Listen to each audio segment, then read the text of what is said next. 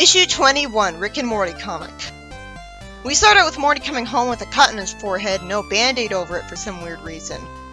You'd think the school would have a band-aid put on it.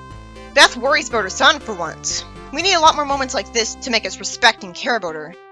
Usually all she does is snark at Jerry, when we already get that he's unemployed and stuff. So it's like explaining the joke. Summer says that there was an accident at school and they couldn't get a hold of any of his official guardians. So she took him to the doctor's office, where he didn't get a band-aid. Accident is too vague for my liking. It'd be lazy of the writer to not just tell us what happened. This is the kind of thing that would get me to procrastinate writing a story until I wasn't stuck on it anymore.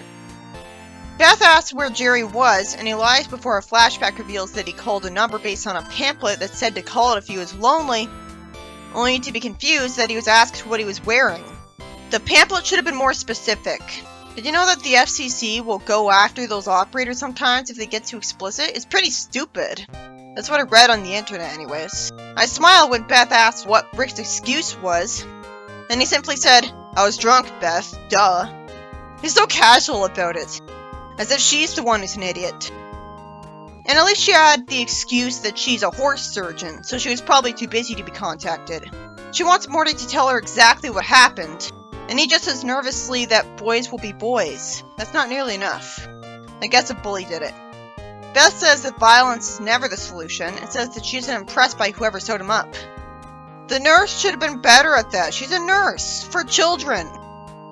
Jerry acts proud of Morty for getting into a fight, saying that the boy probably looks worse and that the apple doesn't fall far from the tree. And Rick just calls him a liar instead of calling him out on not caring enough about his son's injury. He's only desperate for Morty to have done well in the fight because he thinks it'll reflect better on him, and he's insecure. Rick's wisdom from age caused him to miraculously figure out that's not a fight scar, when I assumed it was. And he correctly figures out that Morty just walked into a door again, because he was distracted by Jessica. Morty complains about him not being on his team, and Rick snarks that it's because his team can't even open doors, and Morty changes the subject, naively believing Jerry about his claim they used to get into fights all the time, even though Rick had called him a liar in the same room as him. Maybe Jerry means he used to have school bullies, but that's not getting into fights. He reveals that Jerry's a pacifist, sarcastically says that he doesn't want to insult him, and he's a big manly man of his house. No wonder he doesn't like Rick. And it reminds him of when he freaked out hiding in his car because he thought a big tough man was angry at him for checking out his girl, only for that man to just want to give him his wallet back and beg him to stop crying, calling him sir. It was nice of the series to have him turn out to be a nice guy. Then Morty joins in on the teasing, I guess to fit in and be cool, as he asks him to remember an old lady who Jerry promptly hides from because she yells at him for his dog doing something to her lawn. Wait, they don't have a dog? That was just one episode. Is she senile enough to just assume the dog is theirs when it's really the neighbor's that when she could have just asked whose it was? Maybe the neighbor lied and blamed Jerry. Then Beth reminds Jerry that he once broke his leg because a kid kicked his shin to take his chocolate. Summer's just amused by it, and so wonder why she was just now learning how he broke his leg back then. Surely she would have been told how he broke it back when it happened, and not forgotten what she learned. Jerry whines that he's earned some appreciation around here just because he's the man of the house. And Rick satisfyingly calls him out because he's unemployed. So he's not the man of the house. If Rick spends the money he gets from his schemes on the family, then if anything, Rick's the man of the house. Jerry wonders where he could get some respect, and so I wonder why he doesn't point out to Jerry that he's technically the man of the house because of that. To be fair, it's human nature to want respect even if you don't earn it, so I can't blame him. He looks at the portal gun that Rick callously left out in the open instead of keeping it in his lab coat, which would have been characteristic of him. Seriously, a genius who's as crazy prepared as Rick wouldn't just leave it there like this because someone in the family could steal it, which is exactly what happens. This wouldn't happen. I think it'd be less forced if he had a spare portal gun, or Jerry stole the portal gun at night when Rick was passed out drunk. Then it'd be night on Doofus Rick's planet too, because from some wild coincidence it's in a similar time zone. But he could always wait until day there. We see Doofus Rick having a tea party, talking to stuffed animals pretending they're real people. Couldn't Rick just make them have a consciousness if he was that lonely? Rick even invented a consciousness ray gun. I guess we're supposed to assume he's not smart enough to do that. Or he's wise enough to realize it might backfire because the stuffed animals might not want to spend time with him whenever he wants. Jerry visits him, and it's adorable to see him get hugged after being called buddy. Jerry says that he just really needed a friend. And Eric Stoltz in Mask Morty happily salutes when he's put in charge of the tea party rather than being annoyed and bored like would be realistic of anyone ever. It's not his tea party. But why on earth would anyone feel the need to have a tea party with stuffed animals if he's got a friend like Morty around whenever he wants? He could just spend time with him, and he would get to actually do stuff with him. Why wasn't he at the tea party drinking tea? We see a bunch of cuts showing us a glimpse of how Doofus, Rick, and Jerry spend time together again, with Jerry and him wearing weird kitty hats rather than being embarrassed listening to a rock band, and riding in a giant teacup. And Doofus Rick hugs a big stuffed kitten he won somehow. I'd rather see how he won it. Then they enjoy a roller coaster ride. I wish I knew what kind of life Doofus Rick had to turn out this way. I guess he was a Rick whose parents were actually really nice to him, while Rick had a father unimpressed by his intellect and never mentioned his mother. Then the shadow, someone's told to look at the security cameras on the roller coaster area, and the person demands that Jerry be brought to him. Jerry wonders why everyone's staring at him. How does he know he's being stared at and not Doofus Rick?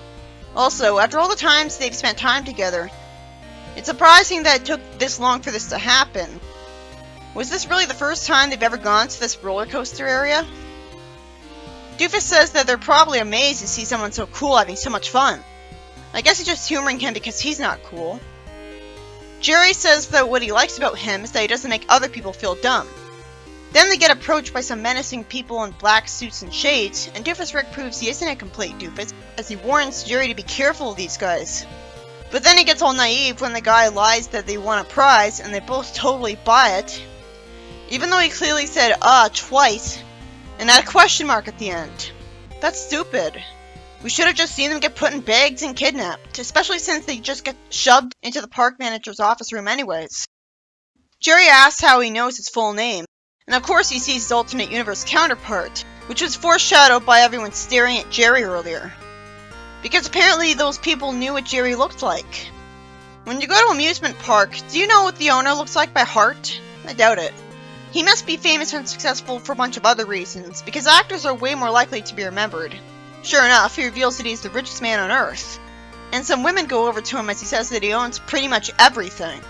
How? Does he mean everyone's property and possessions are just on rent, and he's allowed to steal them whenever he wants because he bribed his way to that kind of power?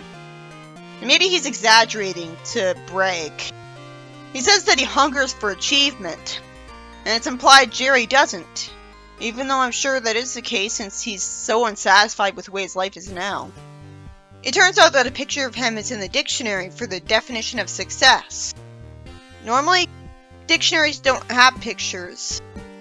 He reveals that what a man does when he conquers every challenge in the world is find new worlds to conquer. He's never happy. So he's not as perfect as he thinks. Just like Jerry, he's never happy no matter what he accomplishes. He's not actually as confident as he acts. I'd love to learn what kind of life he had to make him turn out rich and successful, while also being insecure enough that he's never satisfied, implying that his childhood still sucked. He tells Jerry that in exchange for his portal gun, he'll give him his life here. Doofus Rick doesn't trust him, and the other Jerry tempts him with the ability to do whatever he wants to whoever he wants. That last thing gave away that he's evil. Despite the fact that he would be respected, Jerry looks sad and says that he can't do it because he has a wife and children he loves. Then he's smacked with a gun that he happened to have and threatens Doofus Rick, who says he should have known Doofus Jerry would be a villain. What a lazy name, considering that he's not a doofus and that's his whole point. But Doofus Rick clearly did know he was a villain because he was like, I don't know about this guy. Doofus Jerry must be really bored with his life to give up everything he has to move on to Jerry's life. It made sense of Scourge to impersonate Sonic because Sonic's life was clearly happier. Here, this would be like if Sonic went to take over Scourge's life, where no one respects or likes him, and his life is unfulfilling to him. It would have made more sense if Jerry did this, so it's at least creative to see the reverse happen. Doofus Jerry says that this smells like mediocrity and calls a little rabbit thing garbage, saying that Jerry must have no self-worth. So he's needlessly judgmental of another version of himself already. Like, he jumped to the excuse to belittle another version of him to prop himself up. How does he know this cute thing is Jerry's and not Beth's? Does it have his name on it? Then he falls in love with Beth at first sight when she asks him what's with the suit, and asks if he got invited to another dog wedding by his internet friends. Jerry's internet friends? How? How would he meet them? Let alone get invited to anything like that. I guess he lies to get friends? Doofus Jerry is smart enough to come up with a lie on the spot, saying, "What should a husband wear when he takes his wife to dinner?" She asks him if he got a job, and says that she hasn't been this into him since he declogged the shower drain. I guess because she really didn't want to do it herself. So he earned respect for helping her. He tells her to put on her skimpiest black outfit, and then he sees Summer and says that she's beautiful too. And when he finds out that she's his counterpart's daughter, he says that he's done worse things, having the same justification for doing creepy things as Rick. Sure, she's not literally his daughter, but biologically she is. He quickly thinks up a lie about what he said under his breath, saying that they should go to the pool this weekend, and uses that as an excuse to take her swimsuit shopping. He must have a ton of experience with coming up with good lies on the spot. When he says this world is something to conquer after all, somehow not being smart enough to realize that Summer would never let him be with her, and he just immediately get himself in huge trouble and ruin his life, Morty naturally asks who he is and says he shouldn't be here and isn't his dad. Of course he knows that. He blatantly said this world right in front of him. Why did he even consider the idea that he was a clone? I love how genre savvy Morty is, to the point where Doofus Jerry said he's coming off like the smart one. I also like that he says he could be a body-stealing carbuncle. I typed that and it was autocorrected to have a C instead of a K. Doofus Jerry tells him in an eloquent way that he could sneak quietly into his room and kill him after he's fallen asleep unless he keeps his mouth shut. If he was really smart, Doofus Jerry would have not given him a warning at all. He would have just kept it a surprise, if he really wanted to do that. So of course he warns Rick, who acts super deadpan with him, telling him that he's pulled some interdimensional switcheroo shenanigans before, but he can't allow it here. He says that he's offering him the easy way out because he doesn't want his blood all over his lawn. He wouldn't get blood all over his lawn if he just snapped his neck in 5 seconds. Not even 5. Doofus Jerry says this lawn is his, and all the time he was talking, Rick had no reason not to have started fighting him to interrupt him. Since Rick showed eagerness to feed Jerry his teeth finally, it's clear that the reason he didn't simply vaporize him with a ray gun right away if he didn't want his blood in his lawn, well, don't snap his neck, was that he wanted an excuse to have a long, dragged-out beatdown of him. But instead, Rick got interrupted because he clearly telegraphed that he planned on attacking him, when he surprise punched the horse guy just fine. So his overconfidence led to him getting gruesomely punched a bunch of times.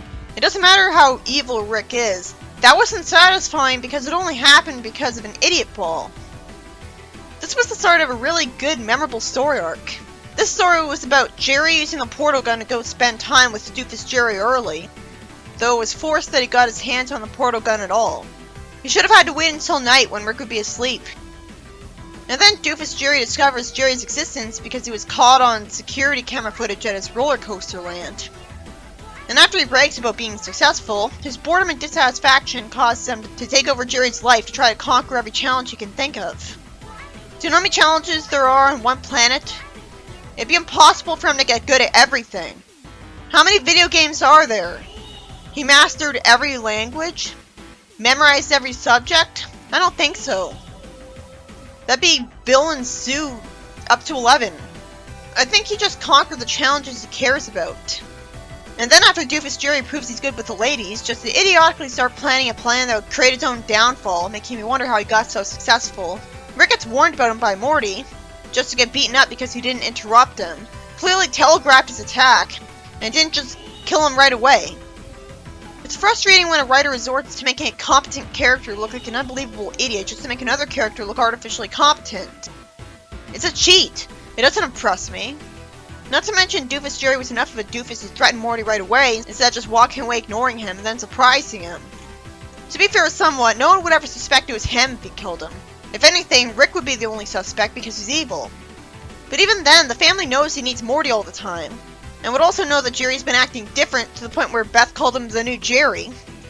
And they've already had experience with stuff like alternate dimension counterparts, and even a parasite that takes control of their bodies and tries to get people to assimilate. So maybe Doofus Jerry would be suspected, especially since Rick would be so mad at Morty's fate. If Morty was found easily instead of hidden, no one would think Rick did it because then he would have hidden him. While not being hidden would prove that someone did it with the hopes he would be found because he'd have already had a plan to blame someone else for it. And Rick wouldn't have done something that dumb when he knows his whole family knows how immoral he is. So when he'd have told them with all his experience that Jerry's being impersonated, they would have believed him, not assumed he did something stupid for no reason. He really didn't think things through and just threatened Morty on impulse because he thought of him as a threat. Him!